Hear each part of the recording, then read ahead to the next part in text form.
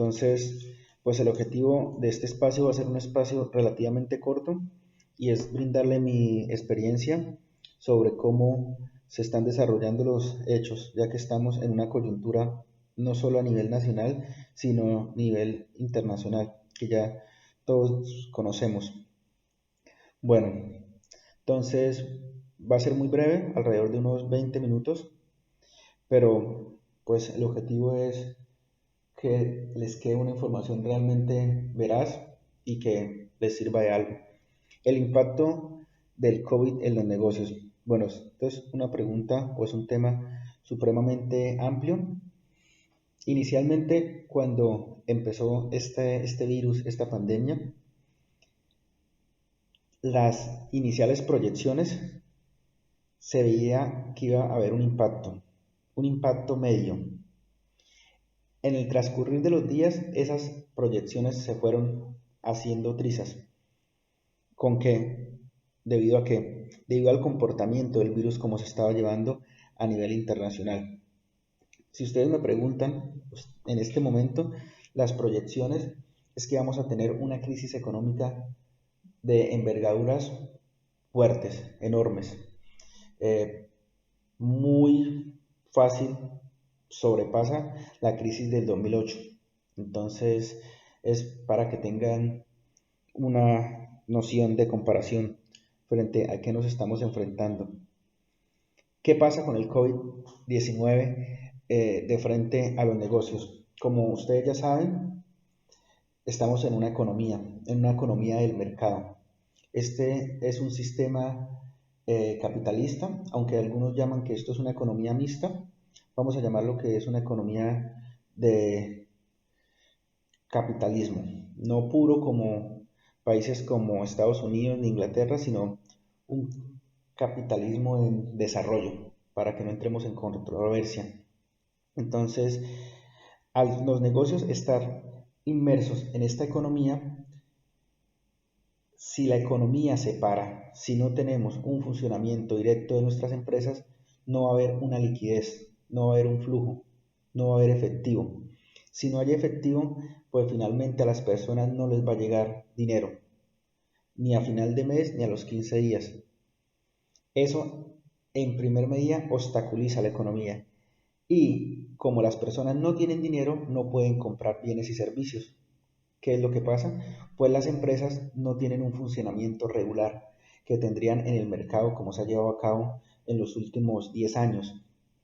Entonces, estamos hablando de que esto es algo muy complicado, de que es algo que no se había visto pues en este siglo ni en el siglo pasado, un ataque tan veraz como sufrimos frente a esta pandemia. Entonces, ¿qué está pasando? Implicaciones sociales. Hay dos puntos que podemos analizar frente al COVID-19. El primero es la implicación social y la implicación de salubridad. Cuando hablo de salubridad, ahí estoy incluyendo el resguardo de edificios, de salud, el mantenimiento a la vida humana, por así llamarlo. Y el otro punto son las implicaciones económicas. Entonces, esos son los dos grandes vertientes. Y yo me atrevería a decir que las implicaciones políticas y económicas pueden estar en una sola. Pero bueno, aquí para que tengamos un entendimiento mayor las dividimos en esas tres. Implicaciones sociales. Pues este es un virus que, a diferencia de cualquier virus que ha atacado a la humanidad, tiene un nivel de propagación. Los expertos no se ponen de acuerdo, pero llegan a un consenso por encima del 85%. ¿De qué estamos hablando? De que este virus prácticamente contagia a, si hay un número de personas reunidas, el 85% va a estar contagiado. ¿Cómo se contagia? Esto ya ustedes lo saben, voy a ser muy breve. Se contagia por medio del aire, queda en superficies físicas, dependiendo de la superficie física donde esté, el virus puede tomar un tiempo de vida mayor o menor. Entonces, esto sencillamente no es como un virus como el ébola, como el Zika, que atacaba a personas que tenían ciertos hábitos por así decirlo, de aseo precarios o personas que no tenían un acceso a una salud eficiente. No, el COVID-19 ataca a toda la población. Entonces estamos hablando de que es población de ingresos bajos, ingresos medios y ingresos altos. Entonces, eso es lo diferente de este virus. Pandemias, nosotros hemos sido atacados por demasiadas pandemias. En este siglo llevamos, creo que 7 pandemias y llevamos 20 años de este siglo y ya tenemos 7 pandemias. Pero la diferencia de esta pandemia a cualquier otra es su propagación. Tiene una tasa de mortalidad muy baja. Los expertos dicen que es alrededor del 2%, que esto sube en países como Italia y España porque ellos tienen una población mayor muy alta comparado con países como de Latinoamérica o incluso en países como China. ¿Qué es lo que pasa? Este virus también ataca a un segmento de la población en específico y pues pone en riesgo prácticamente la inestabilidad de las personas, porque pues personas mueren todos los días, pero este es un virus que prácticamente de un momento a otro puede decidir quién se queda y quién se va en poco tiempo. Entonces, personas que tengan patologías, personas mayores son más propensas. Pues implicaciones sociales, pues la pérdida de un ser querido, problemas en la estructura de familia como tal. Y aquí hay algo muy importante. Como tiene un nivel de propagación tan alto, pues esto lo que conlleva finalmente es a que se colapsen los sistemas de salud.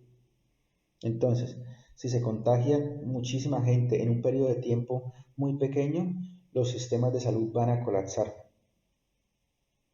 Empezando que los sistemas de salud de Latinoamérica no están preparados para una pandemia. Ninguno. Yo me atrevería a decir que México y Brasil son los que están medianamente adaptados, pero medianamente no son comparados a un Italia, para que tengamos, digamos, un modelo de comparación y lo que está pasando en Italia. Otro, otra implicación social es que el desarrollo de este virus, la manera de contenerlo es la cuarentena. Entonces, ¿qué es lo que pasa? Para que la gente no se contagie todo al mismo tiempo, nos resguardamos en nuestras casas. Y aquí entra, digamos, un problema. Hay una tasa de desempleo y una tasa de informalidad de las cuales las personas dependen de lo que trabajen al día. Si las personas no trabajan al día, no tienen ingresos, entonces no tienen entrada de flujo. Y al no tener entrada de flujo, pues no pueden comprar bienes, no pueden comprar comida. Eso es una implicación social. Digamos, aquí tendría que intervenir el Estado, pues lo vamos a ver más adelante. Otra implicación social es el cambio de estructura. Entonces, ¿a qué se refiere el cambio de estructura?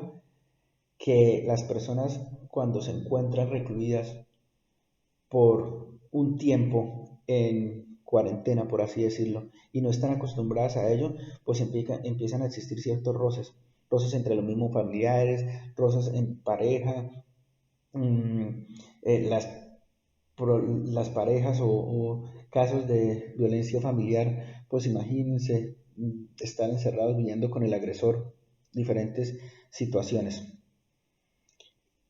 Vamos a dejar un poco de lado las implicaciones sociales, pero solo para resaltar entonces el desempleo, eh, que se disminuye el ingreso de flujo económico para algunas personas, la violencia intrafamiliar que se puede incrementar y importante, yo creo que el más que tenemos que resaltar es pues la vida, ¿no? Aquí estamos hablando de que este virus prácticamente es un virus mortal en algunos casos, muy específicos, pero eso ayuda a romper la estructura de familia.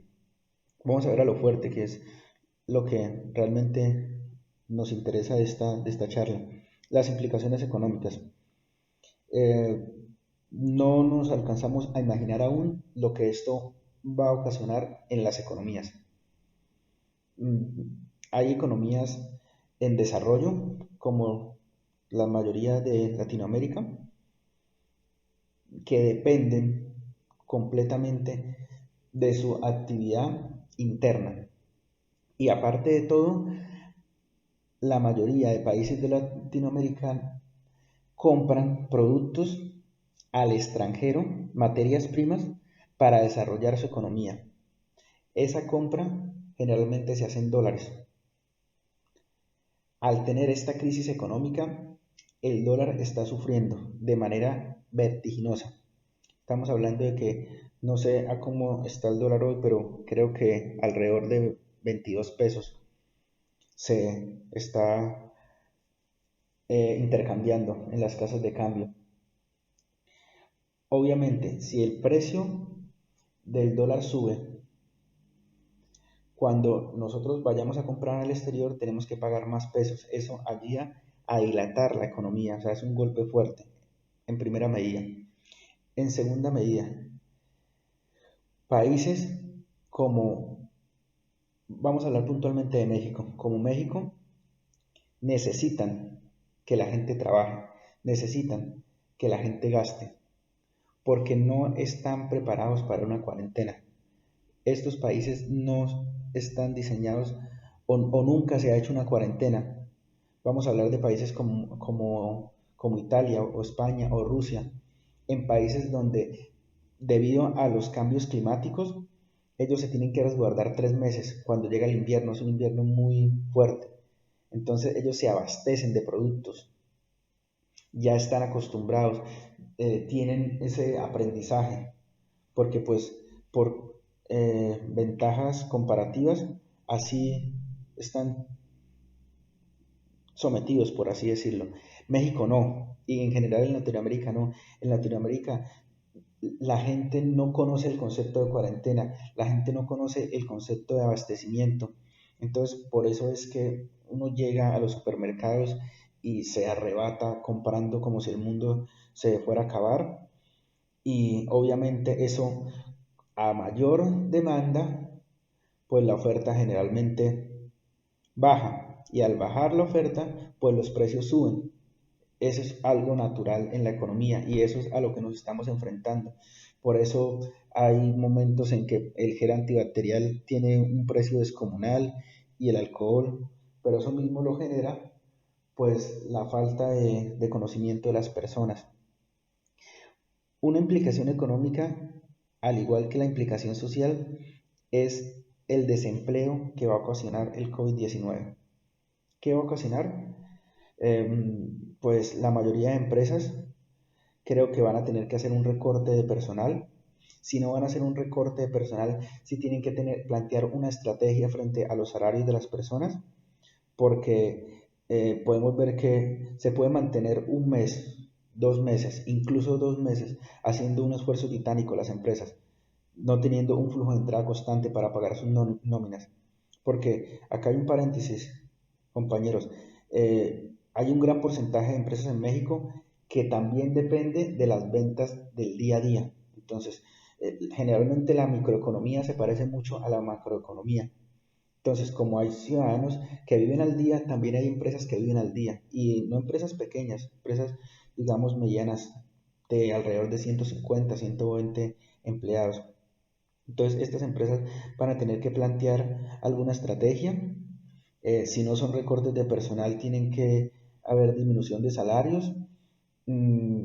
Aquí ustedes me pueden decir, no, pues esto es una oportunidad para desarrollar nuevos modelos de negocios, para desarrollar las redes, robustecerlas más de lo que ya se ha hecho, pero pues un cambio económico así tan fuerte no se hace en 2, 4, 5 meses.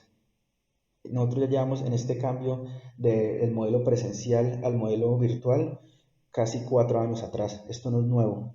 Para llegar hasta este punto que se están dictando las clases aquí, esto es una transición de 5 años.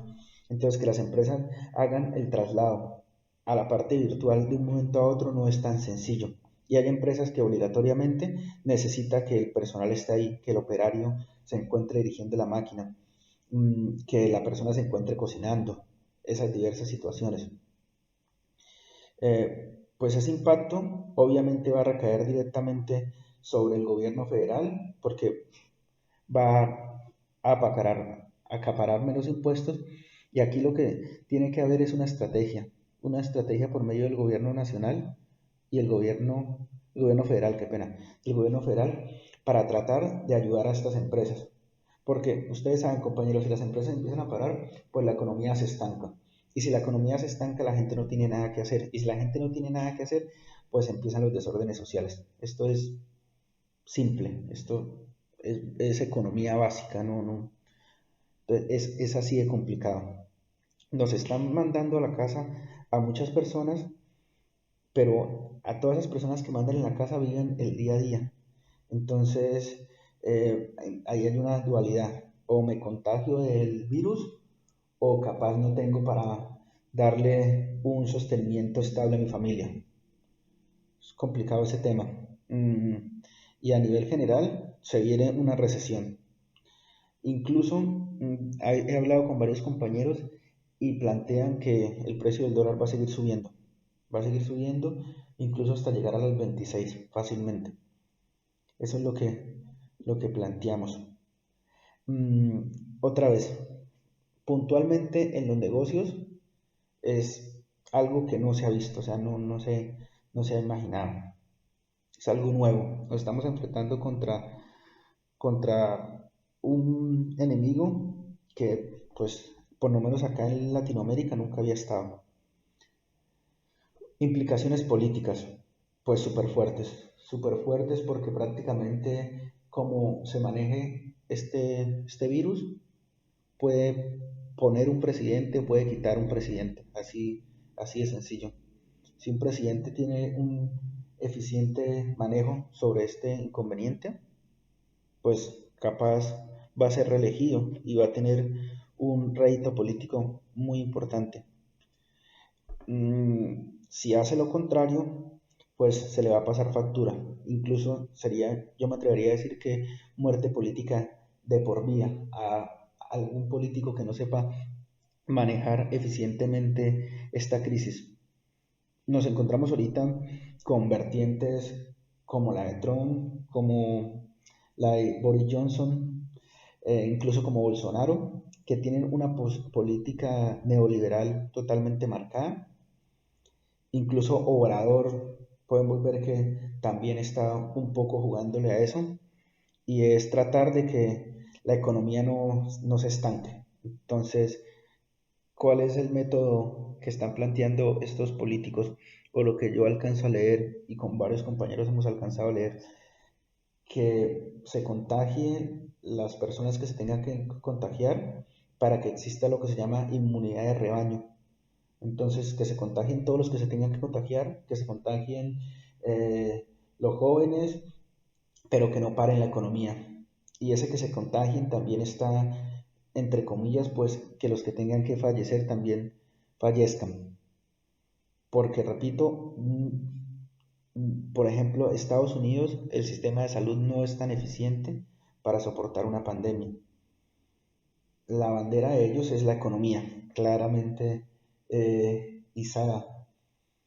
Que si es eficiente o no es eficiente, pues eso depende de la postura como usted la vea. Si usted la ve desde una postura económica, eh, ellos se están preparando para lo que va a pasar dentro de unos 8 o 9 meses, una recesión increíble. Y van a estar un poco, por así decirlo, con la armadura puesta para que no les pegue tan fuerte.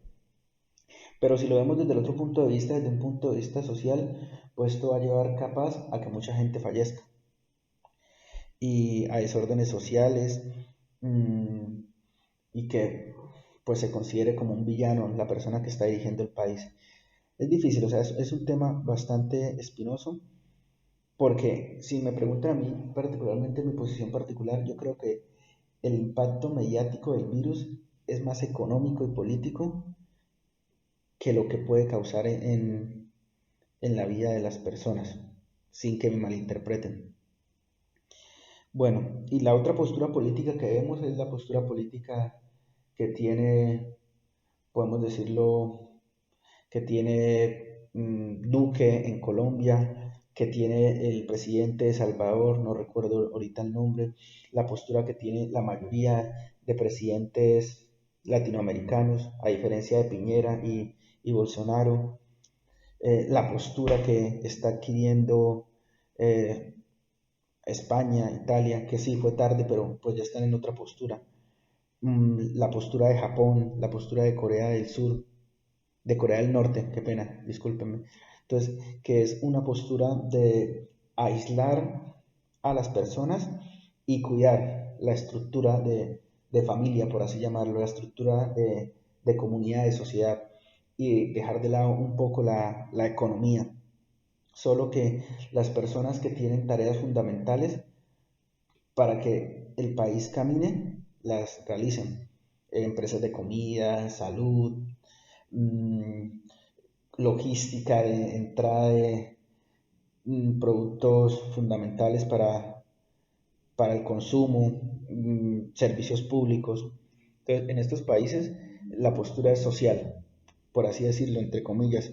Entonces vamos a resguardar a la sociedad, vamos a cuidar para que el virus no se expanda fuertemente, para que no colapsemos los sistemas de salud y pues vamos a pensar en la economía después. Es la postura que se está tomando.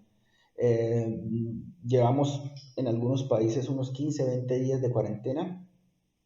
En otros países ya este número se sobrepasó, como pues, Italia ya creo que va para los 30 días, si no me equivoco. Mm, entonces la postura es clara, o sea, tratemos de resguardar a la gente porque si no se nos va a volver un caos social. La gente si sigue trabajando, se sigue contaminando y va a empezar a llegar en flujo constante a los hospitales y van a colapsar. Entonces, esas son las dos posturas que hay. La postura neoliberal, capitalismo puro, y la postura un capitalismo en transición, llamémoslo así, que más social, obviamente. La implicación política, lo que ya les dije, puede quitar o poner un presidente donde esto se le salga de control a Trump, que es nuestro vecino cercano. eh, Creo que nunca más va a volver a ser presidente y no solamente él, sino todo su gabinete. Eso es. Que es difícil de ver, son posturas políticas, es, digamos, lo que la gente eligió de cierta manera. Bueno, vamos a seguir. ¿Qué hay por acá? ¿Cómo se enfrentan las organizaciones ante la crisis? Aquí vemos un diagrama de araña.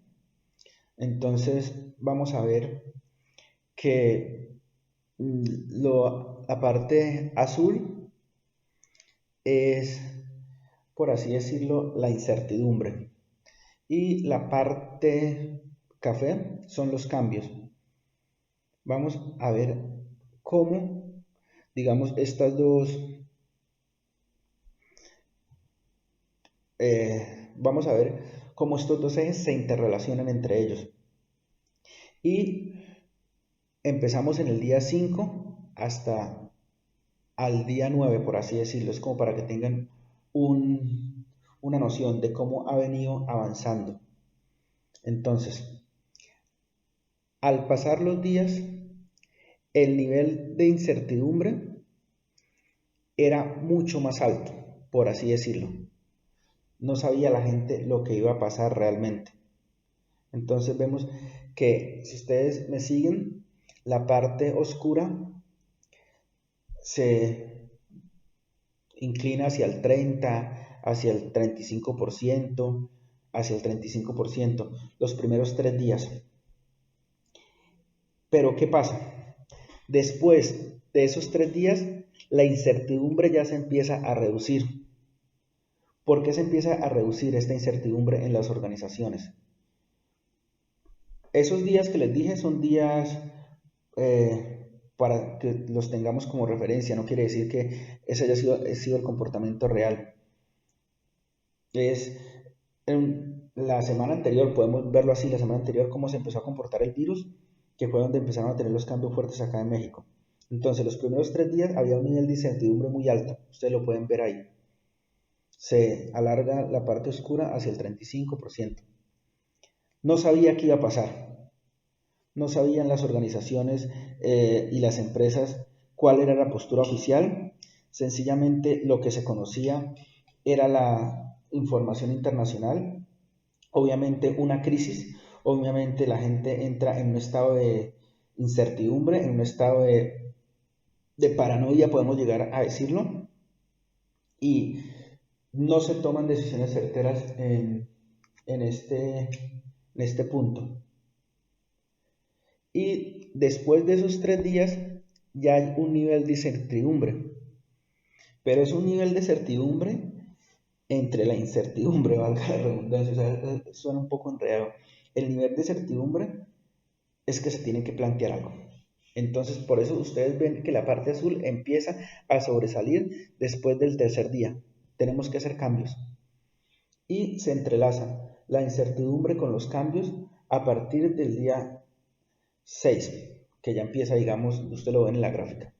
Entonces, a partir del día octavo, ya las organizaciones se dieron cuenta que tienen que realizar cambios a nivel de recursos humanos, a nivel de contratación, a nivel de logística, a nivel financiero, a nivel administrativo. O sea, tiene que hacer un cambio estructural.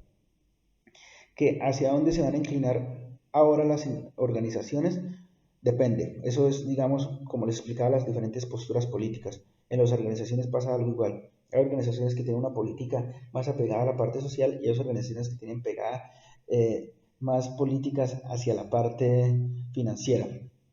Pero pues las dos van a llegar al mismo punto. Eso sí lo tengo claro. Tiene que haber una reducción sistemática de las nóminas, tiene que haber un reordenamiento de las funciones de las personas y tiene que haber una se tiene que eficientar los procesos más aún, porque obviamente se van a reducir las plazas de personas, los recursos humanos. ¿Qué pasa si una empresa no hace esto? ¿Qué pasa si una empresa dice, no, yo voy a mantener mi postura y voy a mantener a mis empleados? Va a estar complicado, va a estar muy, muy, muy complicado, a menos de que sean empresas que tengan un músculo financiero muy fuerte, que sí hay muchísimas empresas que lo pueden hacer.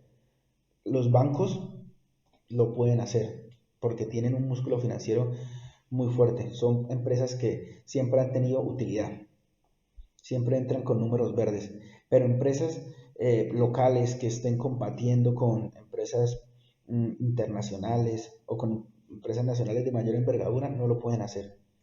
No es que no quieran, sino que no tienen cómo, por así decirlo. Es complicado. Entonces, ¿cómo se enfrentan las organizaciones hasta esta crisis? Vemos, empezaron con un nivel de incertidumbre muy alto, después se dieron cuenta que el panorama era más negro incluso de lo que ellos mismos pensaban y se están adaptando a una situación de cambio. Una situación de cambio obligatoria. Repito, las empresas que no hagan un cambio en este punto les va a pesar un poco más. Puede ser que aguanten la crisis de manera robusta, pero después de que pase la crisis y empiece la recesión, ahí es donde va a empezar a complicarse un poco más el punto. ¿Qué empresas pueden sostener una crisis como esta?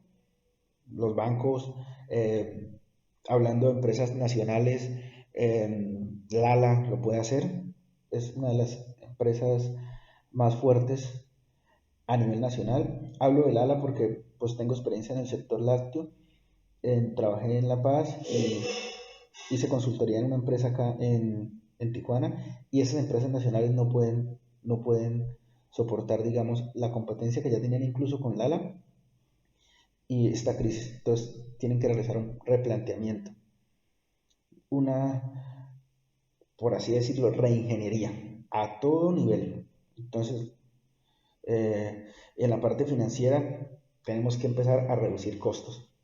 Entonces, tratamos de reducir la nómina y empezamos a reducir costos, entregar, por así decirlo, locales o infraestructuras que no tengan un uso eficiente, empezar a optimizar espacios y todo lo que nos genere ahorita un costo innecesario empezar a eliminarlo. O sea, toda la grasa del proceso, si no se ha eliminado, porque los procesos nunca quedan totalmente limpios, mm, empezar.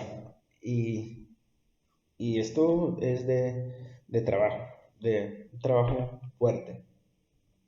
Bueno, expectativas del futuro. Planes para enfrentar la crisis en los negocios. Mm, es complicado. Es complicado. Lo primero que se debe hacer es que se tiene que tener un entendimiento sobre lo que está sucediendo. Esto no es un caso de menor envergadura. Esto no es una situación que vaya a pasar en 2 meses. Hay un artículo muy interesante del MIT, se lo voy a proporcionar a la doctora Milena para que se los pase a ustedes, y que ese artículo dice cómo va a cambiar la vida después del COVID-19. O sea, la estructura no va a ser igual. Se plantea en el artículo que de ahora en adelante tendríamos que descansar 2 meses, trabajar un mes, descansar 2 meses, trabajar un mes. ¿Con qué objetivo? Con el objetivo de que no se colapsen los sistemas de salud hasta que se encuentre una vacuna o hasta que se encuentre una cura. Eso es lo que plantea el MIT. Porque ahorita lo que se está haciendo, resguardándose, compañeros, es simplemente tratando de contener la propagación del virus. Y pues a ver qué sucede. Entonces, lo primero es que la población tiene que estar informada, la población tiene que tener claro que las implicaciones de esta pandemia, y la población tiene que tratar de diversificar su economía. Entonces, ¿cómo es diversificar su economía? Si, compañeros, si antes nosotros estábamos acostumbrados a gastar unos $100 en una semana, no sé, entonces ahora tenemos que empezar a reducir eso. Y nos lo hace saber la economía y la misma industria. Si nosotros no nos percatamos, nos lo van a informar en los precios. Tan pronto empiece la crisis a caer. La crisis se está gestando hasta ahora, hasta ahora está empezando. Mm, Pues compañeros, los empleados mm, tienen que, de cierta manera, eh, tratar de resguardar la empresa. Obviamente la empresa también los tiene que resguardar. No se pueden tomar posturas ahorita como recorte de personal arbitrariamente y dejar a la gente prácticamente en un estado de abandono, porque pues primero eso no se puede realizar por maneras éticas y la parte jurídica tampoco lo permite. Mm, lo otro es que se tomen posturas de cuidados en sus casas y tratar pues de aguantar. Tenemos que aguantar. Eso sería, digamos, una de mis consejos para la población. Ahorita el mundo está parado, tratar de aguantar, tratar de ser generosos, tratar de consumir local, no comprarles a multinacionales que capaz tienen asegurado ya su utilidad. Consumamos local, inclinémonos más a empresas del Estado, inclinémonos más de comprarle, digamos, a nuestros vecinos, tratar de entrar en esta onda de la economía social, aunque sea por un tiempo, pues para ayudarnos entre todos, ¿no? Para mantener la estructura de comunidad como tal. Y planes para enfrentar la crisis en los negocios, en la economía. Yo pienso que tiene que haber una intervención del Estado directa en algunas empresas para tratar que éstas no colapsen. Entonces, eso es.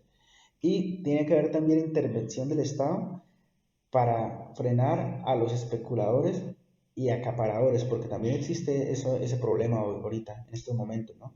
Están las empresas que están luchando por sobrevivir, por así llamarlo, pero también están los acaparadores y los especuladores que están esperando estos momentos de crisis para hacer crecer sus fortunas desmesuradamente. Entonces, esa es. Entonces, planes para enfrentar la crisis en los negocios, en la población, pues volcarnos un poco hacia la economía solidaria y a la economía, yo diría que una intervención por parte del gobierno, una intervención sana porque no hay otra manera. O sea, ya algunos empresarios en Latinoamérica están, por así decirlo, haciendo llamados que o nos ayudan o empezamos a despedir gente y empezamos a cerrar empresas y ya vemos, y ya les expliqué lo que eso ocasiona. Pues compañeros, ese es lo que les quería comentar. En particularmente aquí en Tijuana, la crisis se está llevando de una manera sólida. Aún no tenemos referencia de muchos casos, que pues eso entra para un debate aparte de esta clase, si realmente esas cifras son certeras o no son certeras. Eh, lo que sí es cierto es que Tijuana tiene un problema, tiene una dependencia malsana con Estados Unidos. Y Estados Unidos, al tener restricciones fuertes en sus fronteras, pues vemos que eso va a pegar un poco fuerte. Y pues aquí, que se manejen las dos monedas, de cierta manera también es perjudicial en estos momentos. Mm, que he visto a nivel general de industria y de dueños de empresas, tienen una postura un poco. Es que ha mutado, eso ha mutado con el paso de los días. El optimismo se ha ido recrudeciendo un poco y el realismo le está pegando ya a la mayoría de las personas. Pues por lo que pasa en las noticias, en mayor caso. Ojalá esto termine pronto. Yo puedo pronosticar que esto no va a terminar antes de 2 meses, pero pues es prepararse porque los momentos de crisis es donde realmente están las oportunidades fuertes, obviamente manteniendo la ética y la moral. Bueno, entonces